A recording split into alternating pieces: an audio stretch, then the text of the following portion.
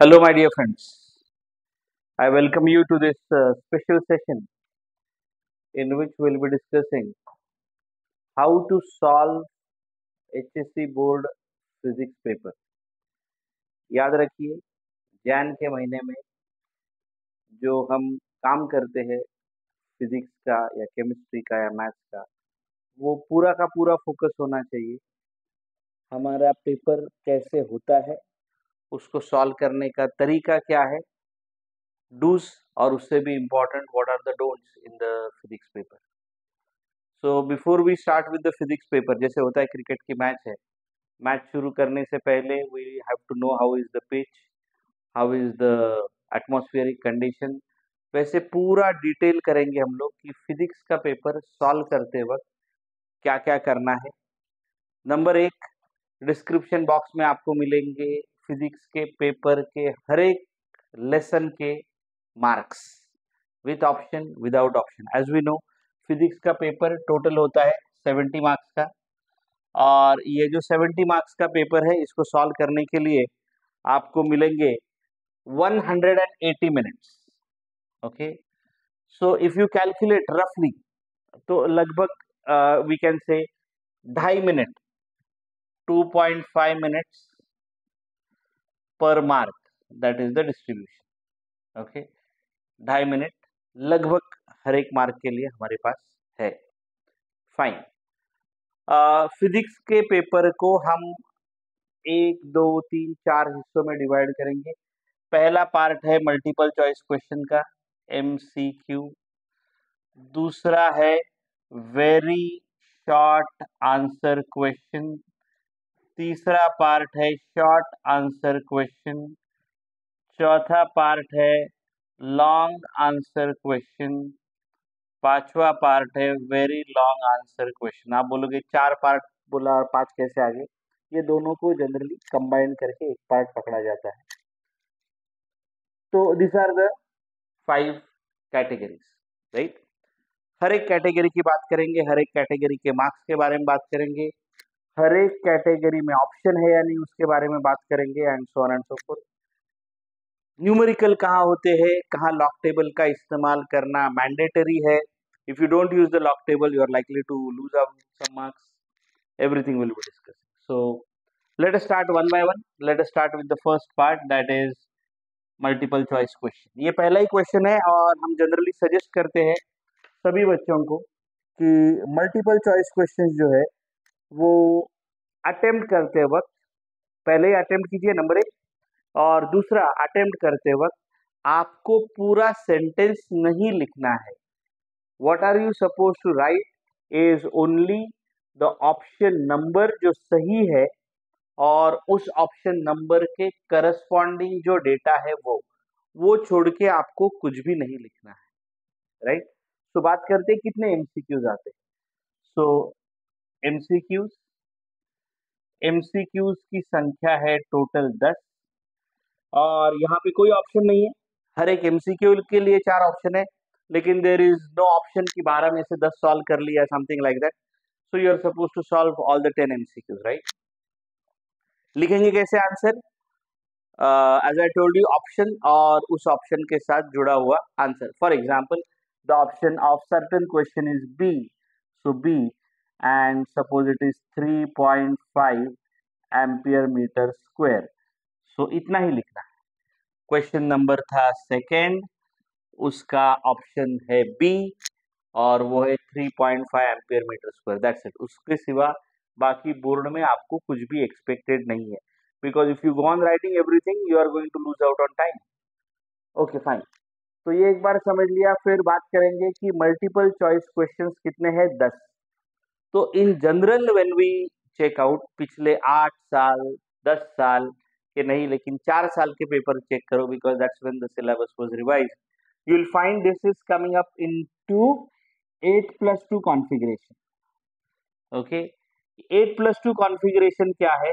तो पेपर को अगर आप बिल्कुल डिटेल में पढ़ोगे तो आपको समझ में आएगा कि 8 थ्योरी क्वेश्चंस है और 2 न्यूमेरिकल्स है. 8 थ्योरी क्वेश्चंस है और 2 न्यूमेरिकल्स है. That is in terms of multiple choice questions. इसमें भी थोड़ा सा लॉजिस्टिक क्वेश्चंस आते हैं.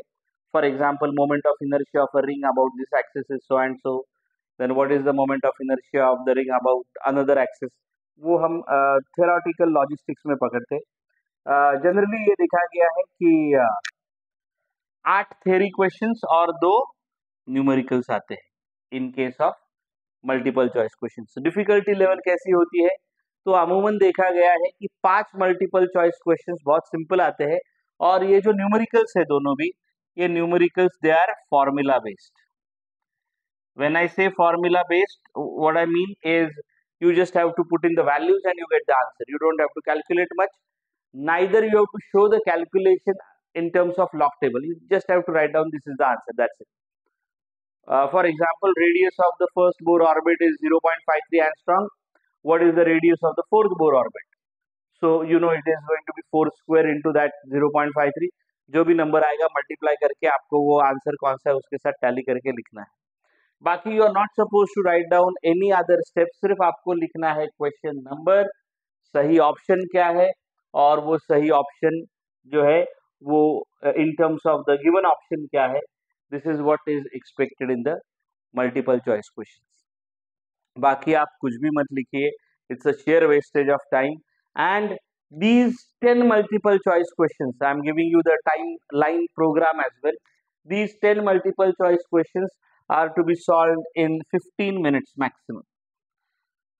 आप बोलोगे 2.5 मिनट बोला, ये 15 मिनट क्यों? बिकॉज आगे चल के जो थियरी क्वेश्चंस होंगे, तो theory questions are going to take a much longer time, and therefore we will be taking off time from these multiple choice questions and very short answer questions, and will be diverting it to the lengthier questions है.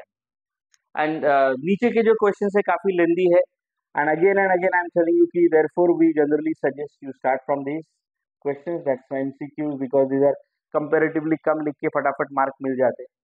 तो चलो बात करते हैं second part की. Second part जो है इसका वो है वेरी शॉर्ट आंसर क्वेश्चन. हम इसको लिखते हैं very, this is the first type, this is the second type, very short answer question. Very short answer question में भी आपके पास कोई ऑप्शन नहीं है. Hardly there is I mean any option out there. और इसमें से the total number of questions are 8. The total number of questions are 8. आपको 8 के 8 सवाल सॉल्व करने हैं, और ये 8 सवाल सॉल्व करते वक्त आपको याद रखना है कि आपको 2 सेंटेंसेस मैक्सिमम लिखने हैं. You are not supposed to write down an essay, because every single question over here is going to fetch only 1 mark.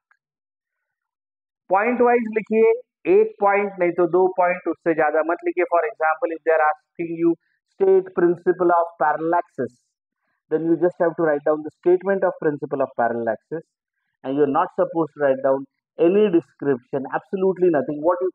Maximum what you can write is principle of parallel axis जो है उसकी mathematical statement. उससे ज्यादा कुछ मत लिखिए, because ये जो है इसमें से आपको सिर्फ 1 मार्क मिलने वाला है, और ये 1 मार्क के लिए आपको ज्यादा लिखने की आवश्यकता बोर्ड रूल के अनुसार बिल्कुल ही नहीं है. 1 या 2 सेंटेंसेस में ही लिखना है. Again coming to the technicality कि यहाँ भी कोई ऑप्शन नहीं है. 8 सवाल दिए जाएंगे और आपको 8 के 8 सवालों के जवाब आपको लिखने हैं. You are not suppose to write 10 में से 8 करो या 12 में से 8 करो. So no option over here. So यहाँ भी लिख के रखेंगे कि नो ऑप्शन. यहाँ भी नो ऑप्शन है. Okay, let us talk about भाई न्यूमेरिकल है या नहीं है इसमें. सो यहाँ की अगर हम बात करेंगे तो एज आई टोल्ड यू 1 और 2 sentence, 1 or 2 sentence, or we can say 1 or 2 points. Points में लिखने की आदत डालिए बोर्ड का पेपर, क्योंकि it becomes easier for the person who is checking the paper. Even he can immediately identify whether you are able to understand a topic or a question or not. तो 1 या 2 sentence या 1 या 2 points में लिखना है. इसका configuration हम हमेशा देखते हैं कि 6+2 आता है. ओके, ये जो मैं कॉन्फ़िगरेशन बोल रहा हूँ कभी कभी एक प्लस माइनस हो सकता है, लेकिन whatever question papers we have been studying since last 20 odd years, the revised pattern which we have been doing from last 4 years, this is the pattern which is which they are adhering to, the boards that is. 6 theory questions are there and 2 numericals are there. 6 theory questions are there and there are 2 numericals. Theory questions कैसे आते हैं तो मैंने अभी बताया, जैसे state the principal of parallel axis हुआ। अगर कोई दूसरा क्वेश्चन हमको ये करना है कि आइंस्टाइन फोटो इलेक्ट्रिक इक्वेशन लिखो और हर एक टर्म का मतलब लिखो, उसमें आपको सिर्फ और सिर्फ आइंस्टाइन का photo electric equation that is h nu is equal to h nu zero plus half of m v square and the terms involve, h ये है, न्यू ये है, न्यू जीरो ये है, m ये है, v है, that's it. You're not supposed to write anything else because again we have to extract time from these type of questions.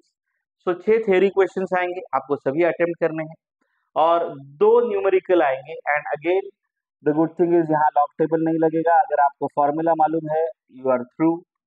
Formula based questions आते हैं and you just have to put in the formula, values सिर्फ SI system में डालना मत भूलना, you will get the answer.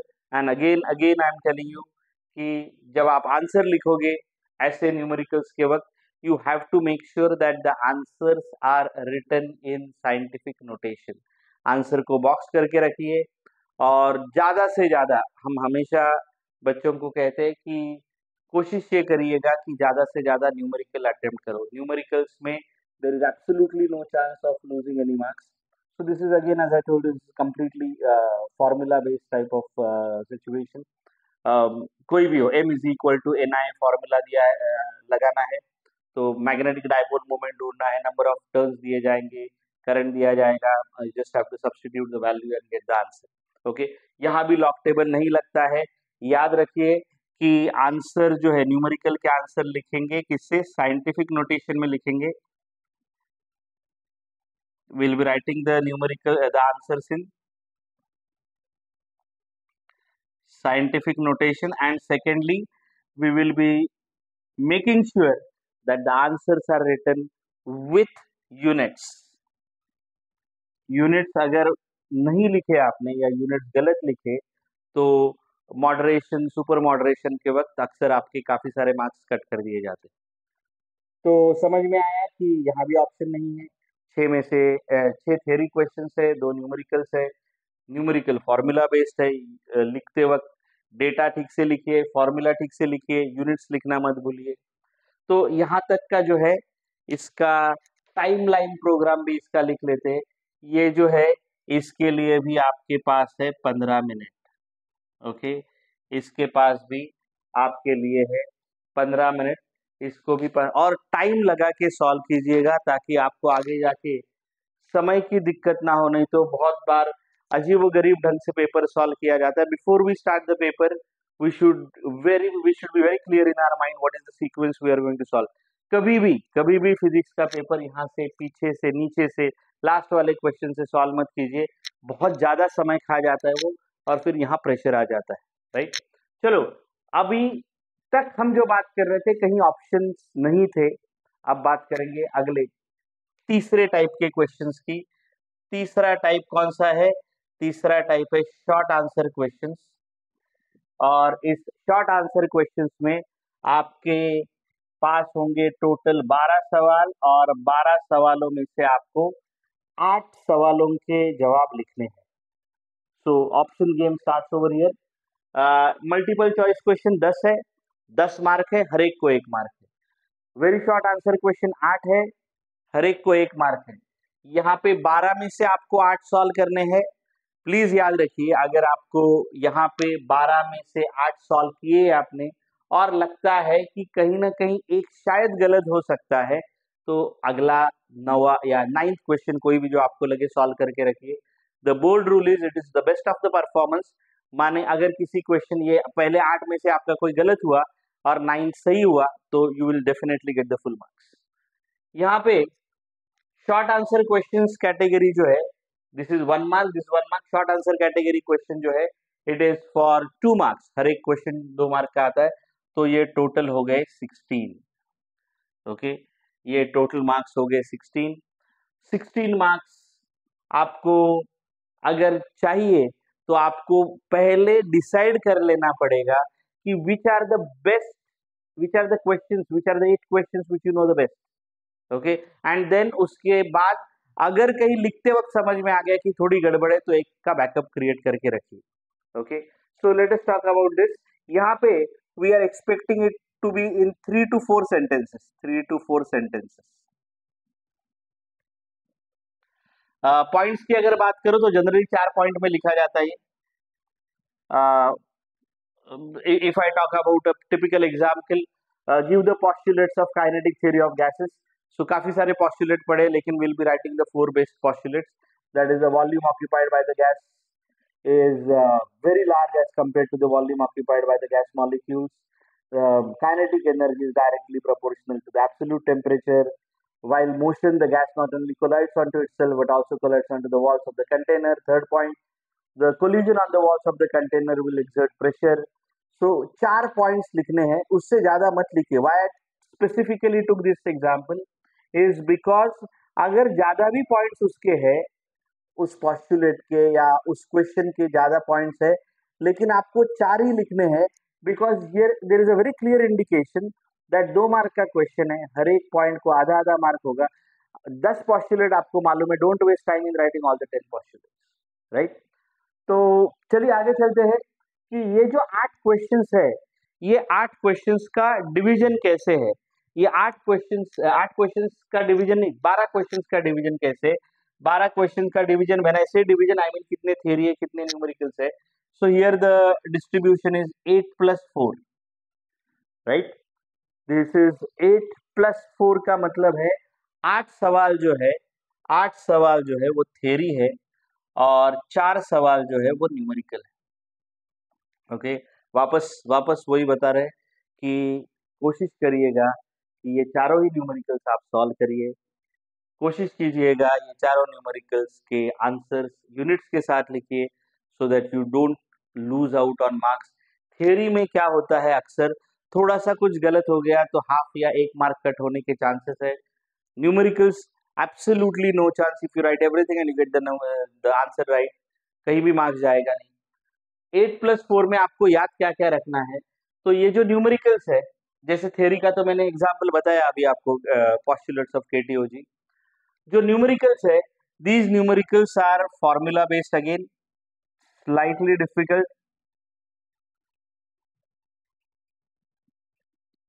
Slightly difficult का मतलब थोड़ा लॉजिस्टिक उसमें इन्वॉल्व हो जाता है.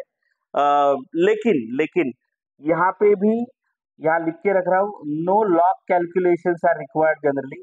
यहाँ भी generally no log calculations are required. When I say generally, बहुत रेयरली एक ऐसा सवाल आता है जहाँ पे आपको लॉग कैलकुलेशन करके कुछ दिखाना है.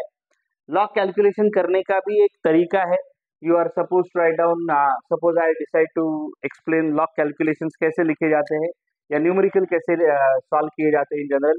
तो यहाँ पे लिखा जाता है, so this is the entire page, suppose this is the outline of the page. आप यहाँ पे सॉल्व कर रहे हो तो यहाँ आपको पहले डेटा लिखना है. डेटा के बाद आपको लिखना है, डेटा किस में लिखना है, याद रखना है, डेटा को कन्वर्ट करेंगे एसआई सिस्टम में. Please do not right the data in CGS system. It is expected for you कि आप उसको एसआई में कन्वर्ट करो. डेटा लिखेंगे, फिर कौन सा फॉर्मूला इस्तेमाल करना है. जनरली अब तक हम जो कर रहे हैं उसमें एक ही फॉर्मूला लगेगा. फॉर्मूला कौन सा इस्तेमाल करना है वो लिखिए. फॉर्मूला के बाद आप सब्स्टिट्यूट करिएगा और सब्स्टिट्यूट करने के बाद कैलकुलेशन करके आंसर लिखिए.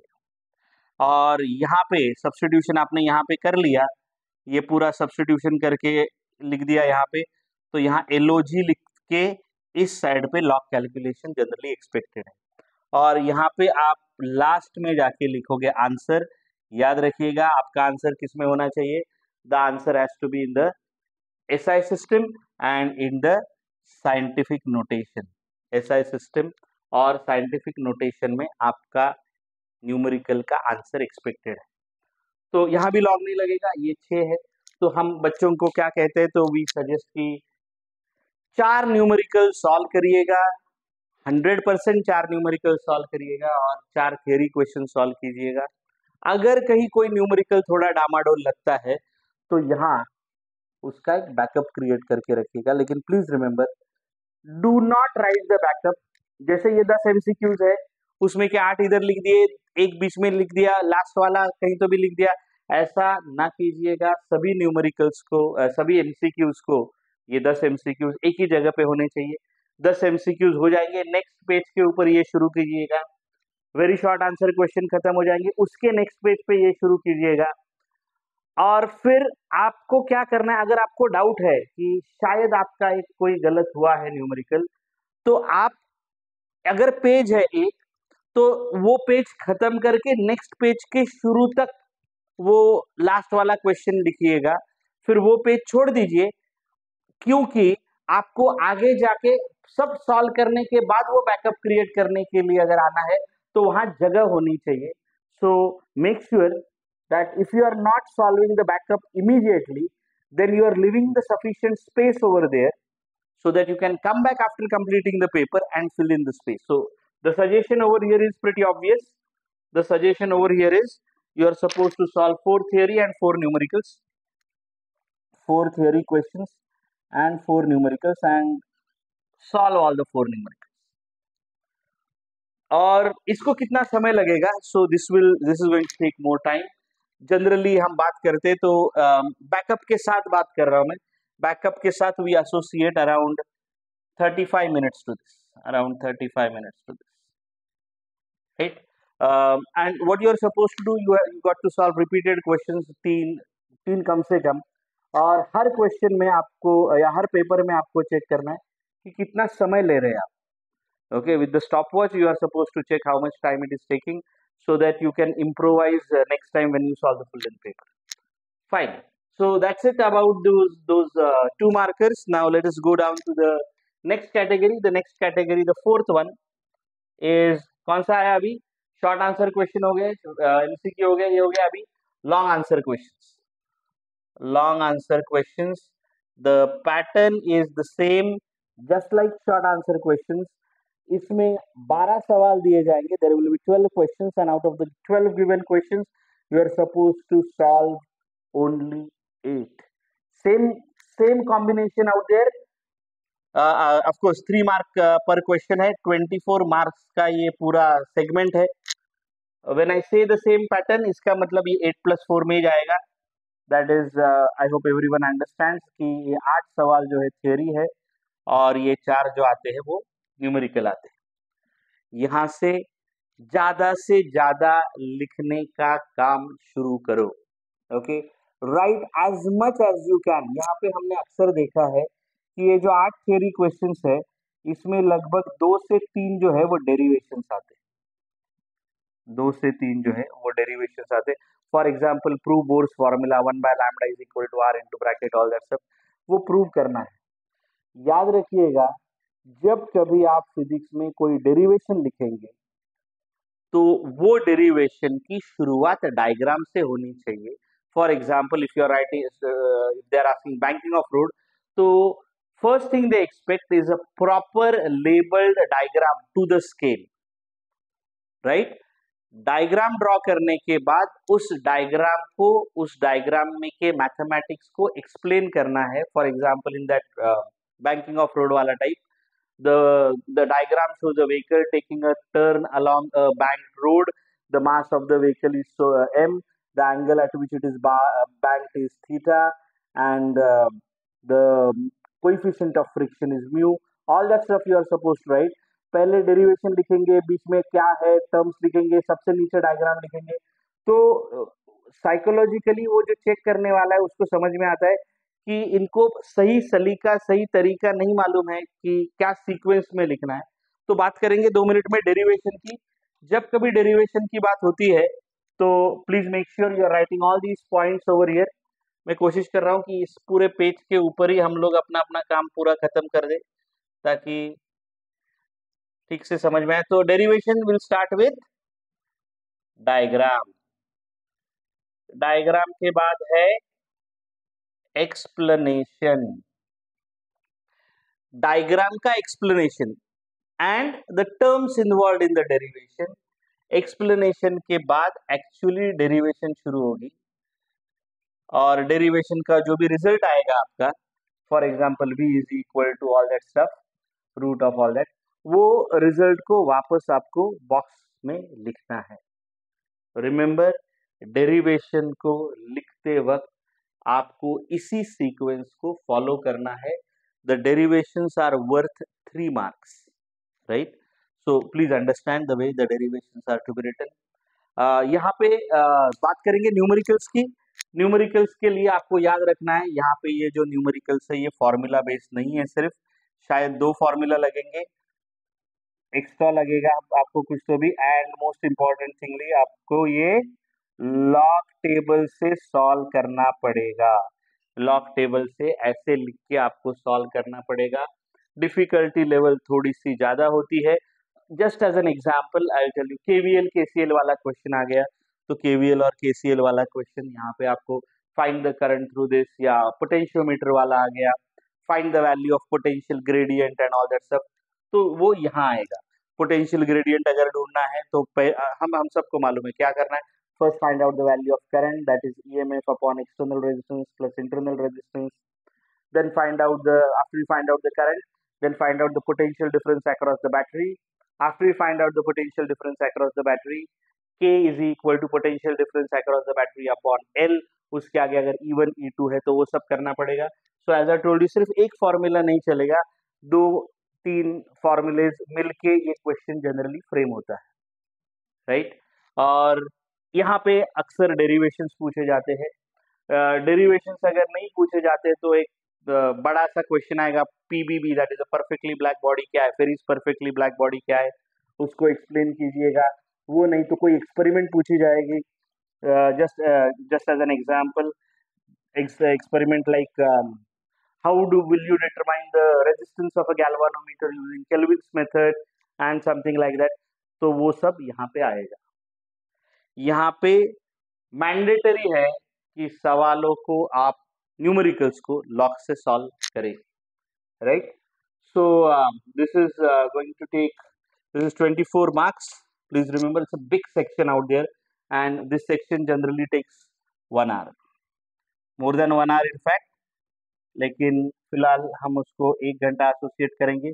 जनरली 1 घंटा किसके लिए लगता है, तो वो लोग जो न्यूमेरिकल सॉल्व करते हैं उनके लिए 1 hour is sufficient.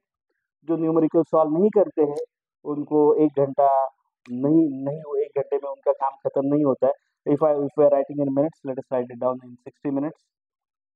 Backup create करना यहाँ पे जरूरी है क्या, तो हम जनरली सजेस्ट करते हैं कि बैकअप अगर क्रिएट ही करना है तो यहाँ पे करिएगा।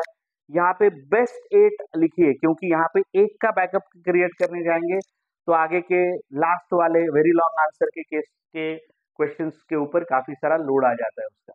तो यहाँ पे the situation is, if you feel ये गलती हुआ है भाई, तो ही उसका बैकअप क्रिएट करो। ये जो आपको टाइमिंग लिखा है ये हम सब लास्ट में देखेंगे कि कुछ समय पेपर चेकिंग के लिए, और अगर कुछ गड़बड़ी हो जाती है जो चेकिंग के वक्त समझ में आती है तो उसके लिए रखा है हमने, right? So we have done with this, we are done with very short answer questions, we are done with long answer questions and these are very long answer questions. Now this is the last category. कितने सवाल आते हैं क्या है, तो चलो बात करते हैं 5th क्वेश्चन कैटेगरी की। 5th कैटेगरी है वेरी लॉन्ग आंसर क्वेश्चंस। इसमें 5 सवाल है and out of which you are supposed to solve. There are 5 questions, out of which you are supposed to solve 3, and this is going to fetch you 4 marks per question, and it's going to be 12. Okay, ये कितना हुआ फिर?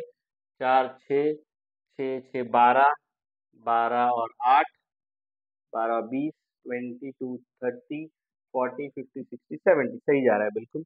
So this is going to fetch you 12 marks, and in this case specifically एक अहम बदलाव देखा गया है कि यहाँ पे ये जो 5 क्वेश्चंस आते हैं, इन 5 क्वेश्चंस में से 1 या 2 इंटीग्रेटेड क्वेश्चन है पूरा का पूरा, यानी एक ही क्वेश्चन है। फॉर एग्जांपल एक पूरा क्वेश्चन है, व्हेन आई से इंटीग्रेटेड क्वेश्चन, इंटीग्रेटेड क्वेश्चन वो थ्योरी भी हो सकता है और वो न्यूमेरिकल भी हो सकता है। What I mean by that, integrated question है ना, एक ही क्वेश्चन है। For example state and prove principle of parallel axes, तो स्टेटमेंट के लिए 1 मार्क है और प्रूफ के लिए बचे हुए 3 मार्क्स है। So this is what we call an integrated question, या एक ही कोई तो भी बड़ा सा डिफिकल्ट क्वेश्चन निकाला है और वो एक बड़ा सा डिफिकल्ट न्यूमेरिकल आपको दिया है और वो सिर्फ एक ही न्यूमेरिकल आपको सॉल्व करना है। So that is an integrated question. General pattern हमने ऑब्जर्व किया है कि 1 या 2 ऐसे क्वेश्चंस होते हैं। कैसे? एक तो integrated theory questions, that is what we just now I told you, जैसे state and prove principle of parallel axes हुआ। और दूसरा इंटीग्रेटेड थ्योरी क्वेश्चन अगर बोलेंगे तो what are stationary waves, give the analytical treatment for the formation of stationary wave, तो stationary wave के definition को हुआ 1 मार्क और एनालिटिकल ट्रीटमेंट यानी नोड एंटी नोड में के अंतर को प्रूव करना, वहां तक आना है। Please, a very significant thing you are supposed to know before you start writing any answer is that ये आंसर अगर इतने मार्क्स का है तो एग्जामिनर या जो चेक करने वाला या बोर्ड ने क्या सोचा है कि आपको कितना लिखना चाहिए। फॉर एग्जाम्पल स्टेशनरी वेव की डेफिनेशन लिखनी है। अगर हम स्टेशनरी वेव के क्वेश्चंस के बारे में बात करेंगे कि stationary waves are form when two exactly identical simple harmonic progressive wave with all the characteristics same but traveling in opposite direction interfere, so that will fetch you 1 mark. Then you are supposed to write the equations of the two SHPW, then y1 plus y2, वहां से फिर वो एक equation आएगा जहाँ पे there is no propagation term, then you are supposed to write down कि there is no propagation term and therefore this is going to be a stationary wave. So then node क्या है, anti node क्या है और वो distance, वो आपको मालूम होना चाहिए 4 मार्क के लिए उसको क्या क्या एक्सपेक्टेड है, राइट। सो वो इंटीग्रेटेड 4 मार्क क्वेश्चन कैटेगरी वाला वो सेगमेंट है। या जैसे मैंने आपको बताया कि एक न्यूमेरिकल आएगा और वो एक ही न्यूमेरिकल आएगा, 1 या 2 ही क्वेश्चन ऐसे आते हैं, तो 5 में से 1 या 2 अगर ऐसे हो गए 1 और 2, बचे हुए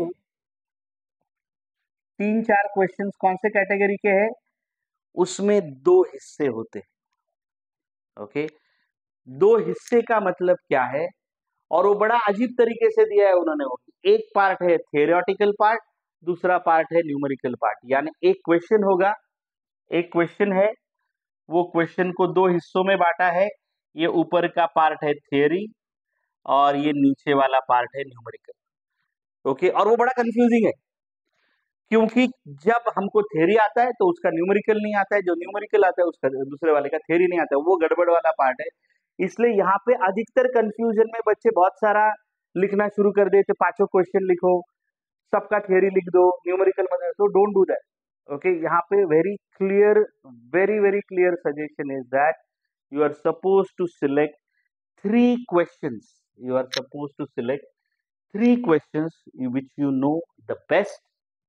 There is a confusion, no doubt about it, there is a confusion कि थ्योरी एक का आता है, न्यूमेरिकल दूसरे का, क्योंकि उन्होंने पेपर सेट करते वक्त ही ऐसा किया है कि ऐसा होगा।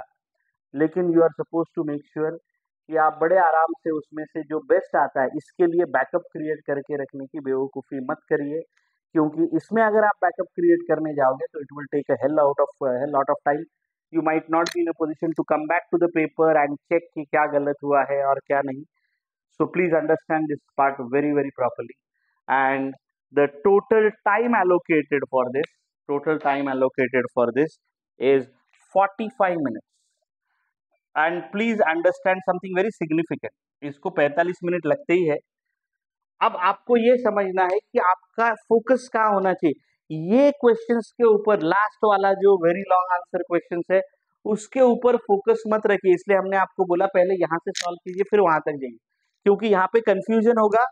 यहाँ पे 12 मार्क्स आपको मिलेंगे एंड लगभग 3 मिनट लगते हैं, 3 से भी ज्यादा, 3 मिनट पर क्वेश्चन से भी ज्यादा यहाँ टाइम खा जाता है वो, and that is what creates trouble. आप यहाँ से शुरू कर दो तो, क्योंकि क्वेश्चन फ्रेम ही ऐसा है, थ्योरी लिखने में भी टाइम लगता है, उसके साथ जुड़ा हुआ न्यूमेरिकल सॉल्व करने में भी टाइम लगता है। So this is the sequence which is to be followed. चलो बात करते हैं अभी कि कितना समय लग रहा है। अभी हमको, हमने यहाँ पे लिख के रखा है 180 मिनट, 70 मार्क हो गए। ये 15 15 30 this is going to be how much, 65 and 60 is how much, 125, this is 30 65 125, 125, 130 और 170 minutes it has already taken. 170 minute already हो चुके हैं। अगर आप ये सॉल्व करो तो आपके पास सिर्फ 10 मिनट है पेपर रिवाइज करने के लिए, और इसको थोड़ा अगर आप टाइम कम दे सको तो बेटर है, लेकिन अक्सर हमने देखा है पेपर सॉल्व करते वक्त इसको इतना समय लगता ही है। ये 170 मिनट के पेपर को लिखने के बाद आपको ये चेक करना है कि कहीं बैकअप तो क्रिएट नहीं करना है। वापस बता रहा हूँ, यहाँ तो कोई सवाल ही नहीं है। यहाँ पे बैकअप उसी वक्त क्रिएट करके रखिए। नहीं किया होगा, जैसे हम बात कर रहे थे, तो ये 10 मिनट यहाँ पे यूटिलाइज कर दीजिएगा। आपको पेपर बाकायदा 15 मिनट जल्दी मिलेगा। पेपर मिलने के बाद जरूरी है कि यू शुड अंडरस्टैंड कि कौन से क्वेश्चंस मुझे अच्छे से आते हैं, कौन से क्वेश्चंस मुझे नहीं आते हैं, कौन से क्वेश्चंस मुझे पार्शियली आते हैं, और उसके अनुसार आपको आपकी स्ट्रैटेजी पहले 15 मिनट में बना लेनी है। लास्ट के 10 मिनट सप्लीमेंट टाइप करना, प्रॉपर सीक्वेंसिंग सब कुछ करने के लिए रखिए। और अगर कहीं पे बैकअप क्रिएट करना है तो बैकअप क्रिएट कीजिए। ये पूरा फिजिक्स का पेपर सॉल्व कैसे किया जाता है वो आपके सामने है। आपको डिस्क्रिप्शन बॉक्स में हर एक लेसन के मार्क्स विथ ऑप्शन और विदाउट ऑप्शन भेज दिए गए हैं। इसको छोड़ के अगर आपको कोई भी डाउट है तो you are always welcome. You can visit our website and check out. Website के ऊपर अगर स्टूडेंट सेक्शन में आप हमको कोई क्वेश्चंस डालते हो तो that will be surely taken care of. I hope this was an enlightening section. Comment कीजिए कि आपको समझ में आया है या नहीं है। कुछ अगर आपको और टेक्निकलिटी पूछनी है, टाइम मैनेजमेंट का पूछना है, तो you are always welcome. On behalf of Ideal Coaching Classes, we wish you all the best for your examination. Thank you so much.